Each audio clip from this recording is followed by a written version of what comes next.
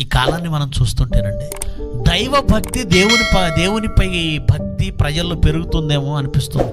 ఎందుకంటే హైందవ దేవాలయాలు ఎన్నో కార్యక్రమాలతో వెలసిల్లుతున్నాయి, ఇస్లాం దేవాలయాలు ఎన్నో కార్యక్రమాలతో వెలసిల్లుతున్నాయి, క్రైస్తవ దేవాలయాలు ఎన్నో కార్యక్రమాలతో పండుగలతో వెలసిల్లుతున్నాయి. నిజంగా ఎవరిని చూసిన భక్తి కార్యక్రమాలు, పండుగలు, ఎన్నో ఊరేగింపులు, ఎన్నో కార్యక్రమాలు జరుగుతుంటే దేవునిపై భక్తి పెరిగిందని మనం అనుకుంటున్నాం కదా. కానీ కాలము సంకుచితమైనప్పుడు, కాలము సమీపించినప్పుడు ఏం జరుగుతుంది? యేసుప్రభు చెప్పాడు, అనేకులు నా పేరిట వస్తారు, దేవుడి పేరిట వస్తారు, అనేకులు వస్తారు. అనేకులు నా పేరిట వచ్చి నేనే దేవుణ్ణి అని చెప్పి దేవుని పేరిట మోసం, దేవుని పేరిట మోసం. అంటే కాలము సంకుచితమైనప్పుడు జరుగుతున్నది మొట్టమొదటిగా దేవుడు చెప్పిన మాట ఏంటో తెలుసండి?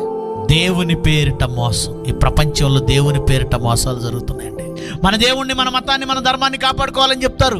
ప్రజల మధ్య చెప్పేది ధర్మం అంటారు, ప్రజల మధ్య చెప్పేది దేవుడు అంటారు, ప్రజల మధ్య చెప్పేది గ్రంథం అంటారు. కానీ వాళ్ళ మనసుల్లో ఉన్నది ఏంటో తెలుసా? వాళ్ళ ఆరాటం దేవుడి పేరు చెప్పి, గ్రంథం పేరు చెప్పి, ధర్మం పేరు చెప్పి ఈ భూభాగాన్ని, ఈ నేలను, ఈ జనమును ఆక్రమించుకుంటారు. ఈ స్థలము, ఈ జనం. అంటే స్థలము జనము పోతారనే బాధ తప్ప వాళ్ళ దేవుడు పోతాడనే బాధ వీళ్ళలో ఉందా?